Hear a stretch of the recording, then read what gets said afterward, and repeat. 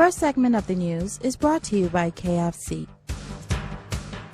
Good evening, everyone. I'm Akash Lapinda with your JCN News. It's wonderful to be back with you.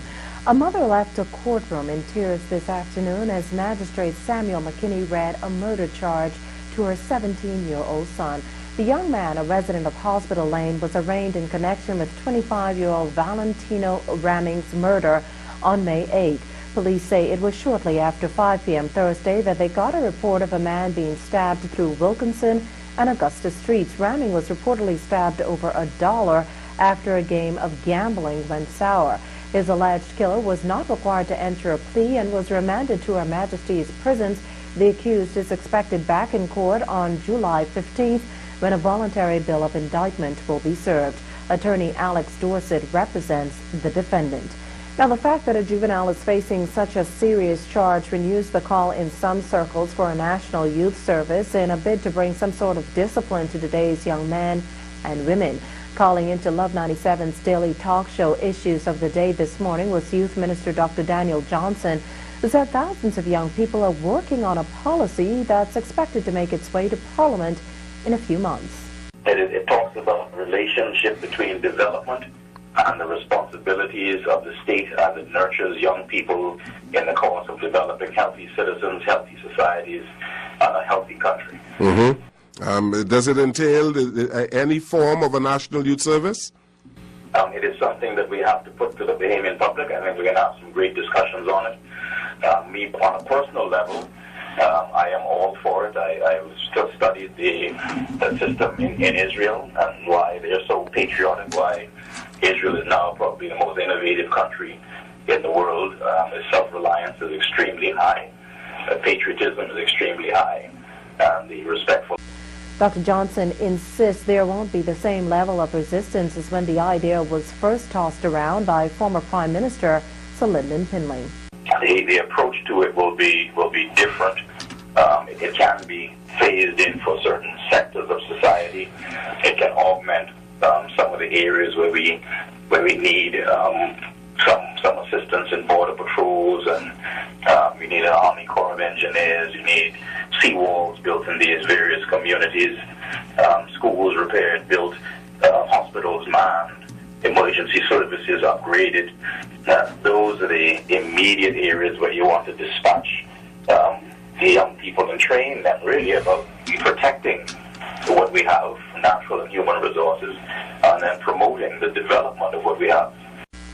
Already strapped with the cost of implementing a national health plan along with other bigwig initiatives, the big question is, can we afford to introduce a national youth program, or can we not? We have to innovate and be creative as to what we're going to present as programs in between high school and finding a job, in between training young minds and exposing them to the wider world. It's just the programming has to come into play. The conversation needs to be had, and it is something I think if we begin talking about it now, we will see how receptive people are to it. But it's on the table. Tragedy mars a family on vacation for a group of tourists. Police reporting that a 52-year-old American man apparently drowned yesterday evening. From all reports, the visitors were traveling from Guanakee to Hopetown on board a vessel when several of the males headed into the water. Police say soon after one of the males began experiencing some difficulties. He was assisted back on board where CPR was administered. Authorities brought the victim back to Marsh Harbor, Abaco, where emergency personnel awaited. However, he was pronounced dead by a doctor at the Marsh Harbor Clinic. Police are actively investigating this matter. A 22-year-old male of Hudson Estates, Grand Bahamas, turned himself into police in connection with a hit-and-run incident that occurred early Saturday morning, injuring 3 pedestrians. The incident occurred along East Sunrise Highway. The driver apparently lost control of his silver Chevy Cobalt and struck the 3 male pedestrians. One of those men is in serious condition. The other 2 are said to be stable. The driver initially left the scene but turned himself into authorities in Grand Bahama yesterday. Investigations are ongoing. Social Services Minister Melanie Griffin is calling on the country to pull together to find the number of child abuse cases which she's deemed as alarming. Statistics show that over a 13-year period, 2,746 children under the age of 16 years have been molested. I think the figures are indeed alarming, and as Dr. Patterson herself said, they're frightening. But when we look at the Department of Social Services has been, through the years, indicating that we have been experiencing from 550 to 600 reports of child abuse, which includes sexual abuse over the years. And we've been doing our best, along with our partners, to raise the level of public awareness about the situation and to put in place programs that go into the schools, that go into the communities, and of course programs within the department itself to help to deal with these at-risk children and to again raise the level of awareness among parents and among the children themselves. Minister Griffin added that these child abuse cases are inclusive of boys and girls. According to Crisis Center Director Dr. Sandra Dean Patterson, figures further show that 1,461 adult rape cases were reported to police from 2000 to 2013. Minister Griffin said, while our ministry is doing its part, it will not be able to fight child abuse alone. It's a situation for all of us, not just the government, but everyone must be a part of this fight. And that is what we enlist all of us here to do. In other news this evening, Bahamian leaders have joined the growing number of people around the world condemning the abduction of more than 200 girls in Nigeria, calling for their safe return. Local female parliamentarians have also banded together to show their support for the global campaign. We are indeed appalled by this most unfortunate situation and empathize with the people of Nigeria who cry out for justice. Our prayers are with the missing girls and their families. What has happened in Nigeria shows us that our work is not done in the fight to ensure that there is justice for all people, but especially for women and girls around the world who are denied their human rights simply because of their gender. We must remain ever vigilant in that fight.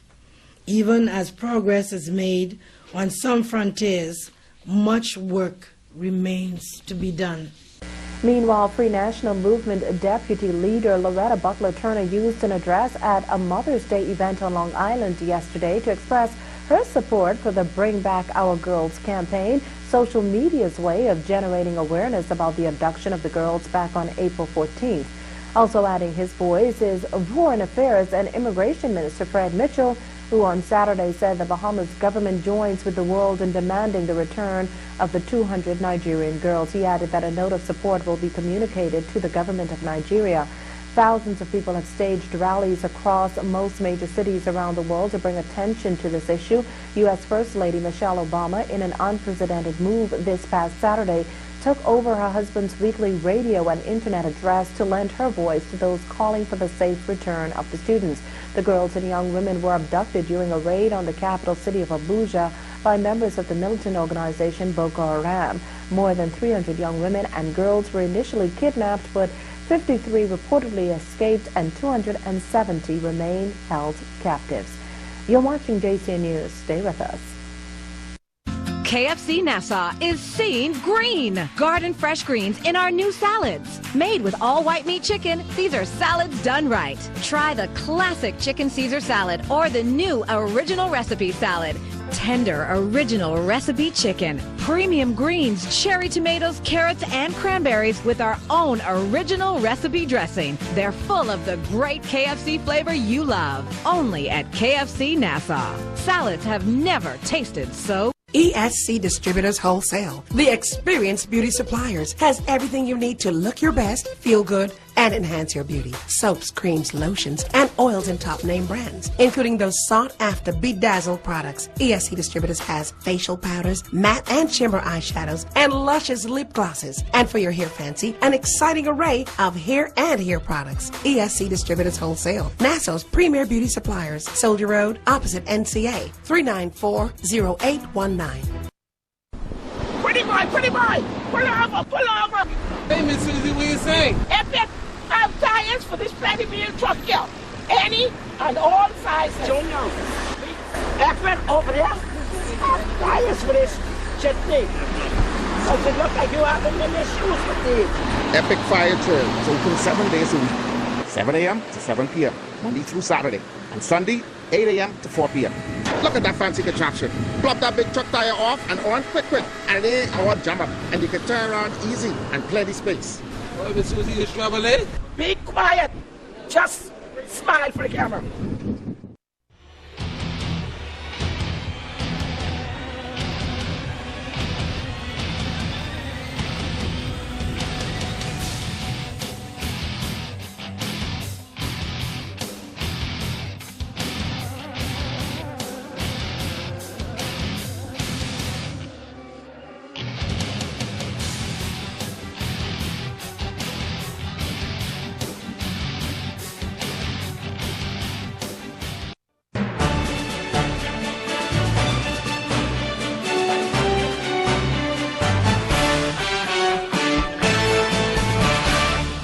Welcome back. Free National Movement leader Dr. Hubert Minnis today calling on the government to provide full disclosure of the mission and modus operandi of its National Intelligence Agency, or NIA, adding that today there is no legislation governing and regulating the body. The Progressive Liberal Party, during its 2012 campaign, promised to create the agency, which would comprise all law enforcement departments, including police, defense force, customs, and immigration officers, to address the various categories of major breaches in crime. Now, while the administration earmarked $100,000 for the NIA in its 2013-2014 budget, Dr. Minnis expressed concern that the government has still not yet tabled legislation in Parliament to govern the agency.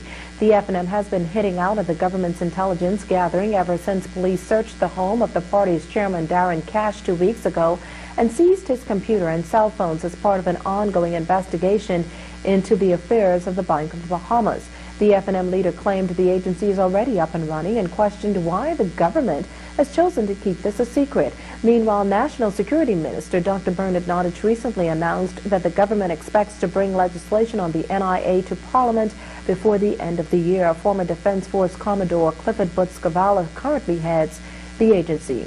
The PLP's lead spokesman and one of its cabinet ministers staunchly defending the party's record to boost employment since assuming office 2 years ago. But as Greg Smith tells us in this report, what many assumed the party promise on the campaign trail was really just one man's assurance.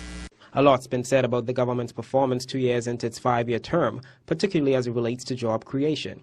Where are the 10,000 jobs the party promised to deliver within its first year in office? Well, contrary to what some believe, that's a pledge the party never made.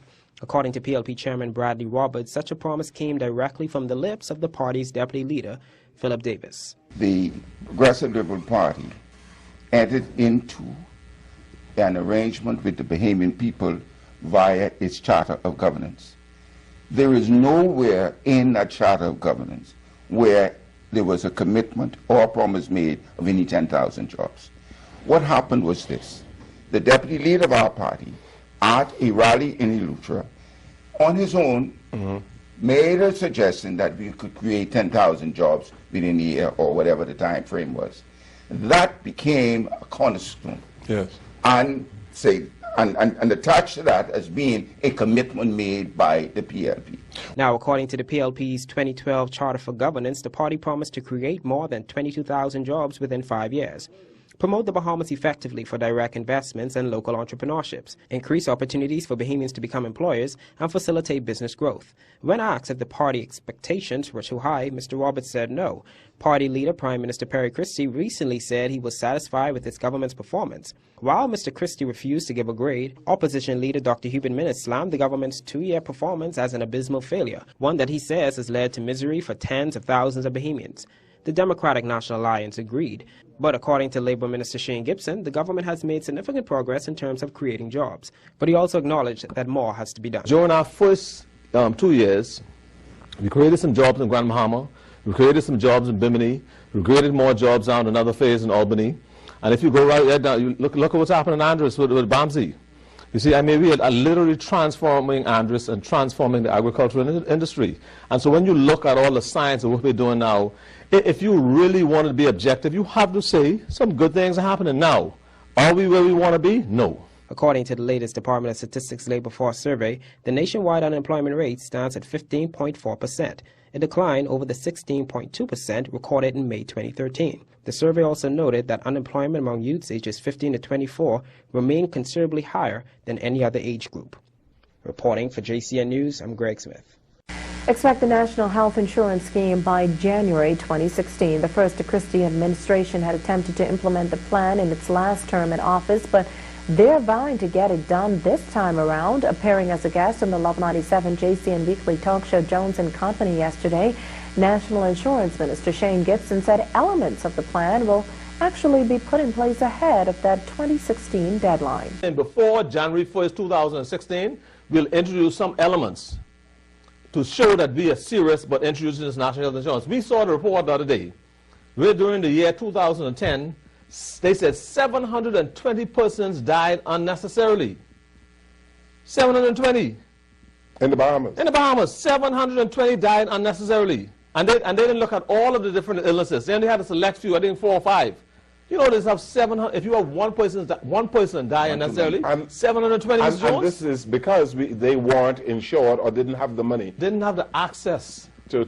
The minister also defended the government's decision to again contract Costa Rican-based firm Sanagest International to consult the government on implementing the plan, noting that the firm brings with it a wealth of experience. We don't need an outside consultant. We need a consultant who went through the process many times over before, so we don't have to worry about stumbling. If we have a Bahamian right now who led any country into national health insurance, any 2 or 3, 1, 2, 3, 4 countries, we said, bring your skills to the table. We want you now, right now. You come and see me. And so if we have a company who took many, up to 60 countries already through this process, why wouldn't we use those skills? But there are many. That's the problem we have right now in the Bahamas in some areas. We have people who specialize in this matter. Why we got to guess? That's what I was saying earlier. Why we got to guess? We have somebody who took 60 countries through this process already. So all we have to do now is use the same person and help us. You want us to use somebody new, so next election we'll be right there again trying to see if we can fumble our victories. We don't want to do that. The government still has not indicated how much it is paying that firm. Consultants from Sanagest arrived in the Bahamas in early March and are expected to present an assessment to the government in early July. Transportation and Aviation Minister Glenys Hannah Martin, who also serves as chair of the Commonwealth Parliamentary Women, is again pushing for more females to step up to the plate and get involved in frontline politics throughout the region. This as the Bahamas get set to host the CPW Association's special call meeting here in the capital later this month, a 2-day conclave that'll actually focus on ways to make this happen. We're excited. We're proud that the Bahamas will be the launching ground, the fertile place for this critical intervention. And we are hopeful that out of this will come a sustained process that will lead to greater female representation. And I just want to say that key to this, and it is without dispute, this is leading towards a deepening of democracy. Women represent in almost every country at least half the electorate. In the Bahamas, we were more than half the electorate. And today we have, I think, 10 out of 56 members. Is that number right? 10 out of 56 are women. And you can figure out the numbers there. They're totally disproportionate when you consider our physical representation in the population. A total of 26 delegates throughout the region are expected to attend the meeting scheduled for May 22nd and 23rd. The first session will include a panel list of regional speakers, local parliamentarians, as well as representatives from non-governmental organizations who will discuss issues affecting women. The second day, a closed session, will be used to create a steering committee to advance objectives. A strategic action plan will also be created to serve as a blueprint for strategies to attract more women to politics. We believe that key to this process is not just numbers, that with women will come a voice, and that voice will speak more to the humane issues that this planet faces and our country faces, including issues of poverty, education, access to health care, issues of violence in our country, domestic violence and random violence, all forms of violence. And so we believe that a greater or a more proportionate representation of women in Parliament will bring balance in numbers, balance in the ethos of the Parliament.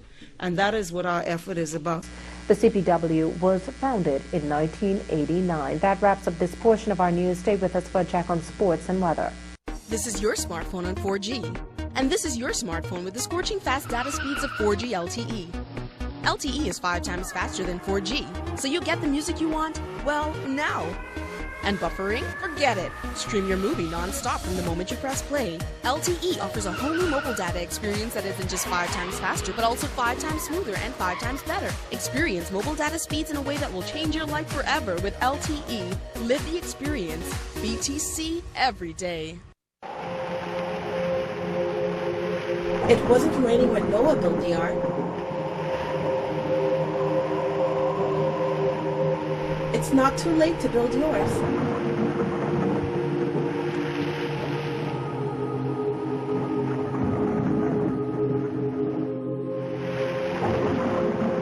Weather the storm with fidelity.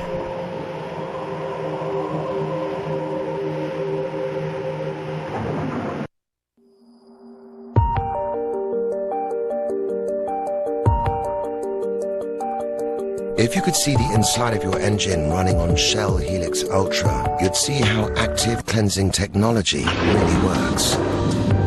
Continuously cleaning and protecting your engine. Shell Helix Ultra with active cleansing technology. Performance you can see. Hello, Bahamas. I'm Dorino Saunders. This is your JCN Evening Sports. It's being brought to you by Facades Men's Fashion on Blue Hill Road South. A number of Bahamian elite athletes competing at a meet in Guadalupe on the weekend. Ramon Miller finishing second in the 400 meters, 45.21 seconds. Chris Brown right on his heel in third in 45.23. Demetrius fourth in that race. That's Demetrius Pinder out of Grand Bahama. His time 45.59 seconds. Long jumper Bianca Stewart also at that meet in Guadalupe. She was second with a best leap of 6.59 meters. Over in Tokyo, Japan, Anthony Strachan winning the women's 200 meters in 22.82 seconds. Michael Matthew also there. He ran the 100 and the 200, finishing fourth in the 100 in 10.41 seconds. Second in the 200 in 20.64 seconds. Ryan Ingram in the high jump, finishing fifth with a best leap of 2.15 meters. The Mangrove Key C-Class Regatta was held in Andros on the weekend. Lots of folks flocking to Mangrove Key for the action. Once the racing series got started, Revelation 319 out of Pinewood Gardens just dominated the field. She won the ocean race and won all 3 series races to finish with 30 points. She was skippered by Stephen Knowles out of Mangrove Bush, Long Island. Finishing second overall was the Asu Draw WG Thunderbird with 26 points. Crazy Dragon from Mangrove Key was third with 24 points.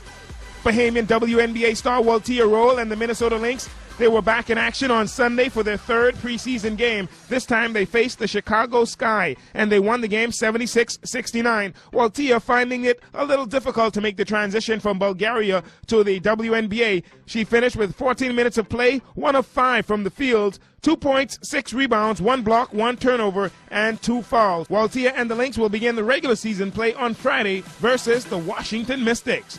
The New Providence Softball Association celebrated Mother's Day on Saturday night at the Bankers Field. They treated the mothers to 2 men's games. In the opening game, the D&K Smokers rebounded from their opening day loss, and they beat the Mighty Mints 17-13, led by Jeff Woodside, who had a monster game, 4 of 4 from the plate, including 2 doubles, a triple, and a home run. In the second game, the Sting Truckers edged the BTC Elite Warriors 7-6. Anton Gibson was the winning pitcher. Cardinal Gilbert took the loss. League play continues on Tuesday night. On the international scene from the world of pro boxing, Haitian native Bermaine Stevens did not throw many punches against Chris Arreola in their heavyweight WBC title fight on Saturday night in California. But when he did throw, he clocked him with an overhand right that sent Arreola to the canvas for good. And with that, Stevens claimed the vacant heavyweight WBC world title. Up next, he's thinking of fighting against one of the Klitschko brothers. Although he took a loss in his professional debut as a baseball pitcher, former NBA All-Star Tracy McGrady said it was gratifying to get on the mound Saturday night for the Sugar Land Skeeters. McGrady allowed 2 hits and 2 runs in 1 2/3 innings. The 34-year-old right-hander threw 35 pitches, which included 18 strikes, and he had 2 walks in the 5-3 loss to the Somerset Patriots. From the NBA, Donald Sterling, the disgraced and banned owner of the Los Angeles Clippers, asked for forgiveness in his first sit-down interview since audio recordings of him making racist comments surfaced last month. Quote, "I am not a racist," Sterling told CNN's Anderson Cooper in an interview that was set to air today. Quote, "I made a terrible mistake and I'm here to apologize," said Donald Sterling. Meanwhile, tonight on the court in the NBA, the Miami Heat and the Brooklyn Nets will play Game 4 of their series, 8 p.m. on TNT. Miami leading that series 2-1. Brooklyn, if they can win and tie things up tonight, they'll shake up things in Miami. Meanwhile, the San Antonio Spurs, they're just dominating the Portland Trailblazers thus far, leading that series 3-0. San Antonio looking to complete the sweep tonight at 10:30 on TNT. And that'll do it for your JCN Evening Sports. Once again, sports is being brought to you by Facades Men's Fashion on Blue Hill Road South. The FML Group of Companies, whose owner and the CEO is Craig Flowers, is making waves in many parts of this region as he has received government approval for the establishment of gaming platforms in the Turks and Caicos Islands, Bermuda, and now in Port-au-Prince, Haiti. The team that we have here in Haiti has gone above and beyond my expectations. I'm very pleased with the way things have gone. It certainly taught me a great deal with this type of reception, and I'm going to take a lot from it as I go back home and give a lot of thought to it. With FML Group of Companies, everyone wins.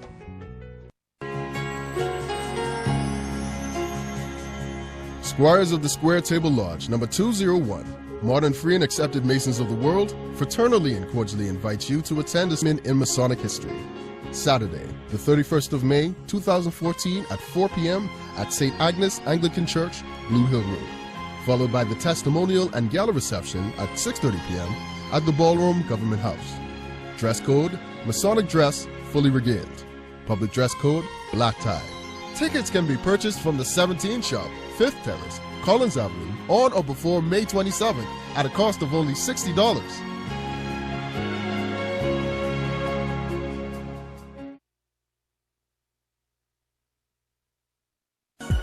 For that sophisticated, silky smooth look, Bedazzled gives you Ultra Double Platinum 100% tangle-free human hair. Bedazzled Ultra Double Platinum. Full of body, full of life. For that perfect blend, Ultra Double Platinum, it's the world's best human hair. It's Bedazzled. Available at the Beauty Shack, Soldier Road, opposite NCA. The weather is brought to you by Bedazzled 100% tangle-free human hair, distributed by the Beauty Shack.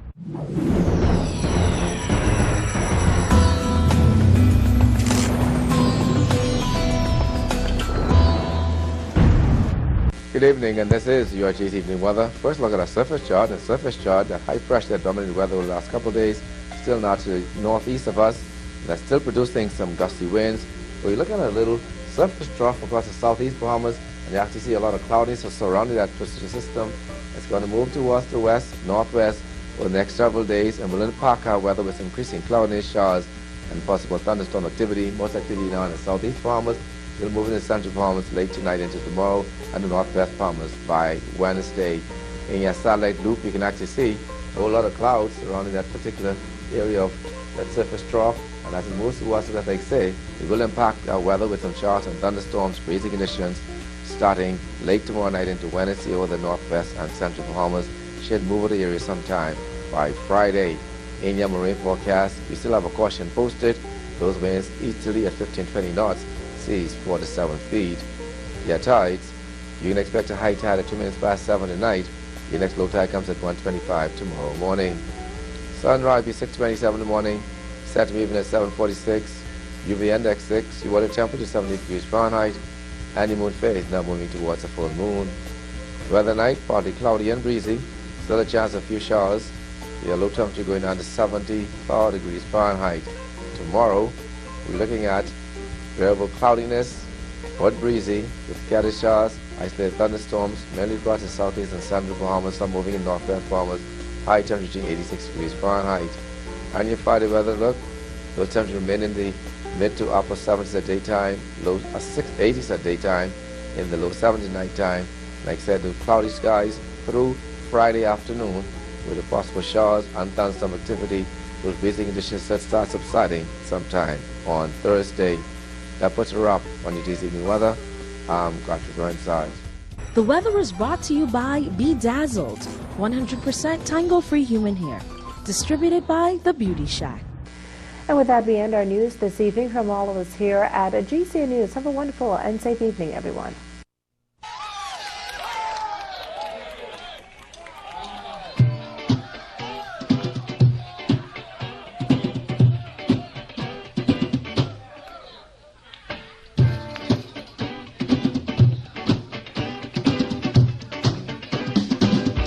Take that mess from off the wall. Give that baby back its ball. Leave other people things alone. There's other ways to get involved. Get involved, don't be no fool. Stay in school.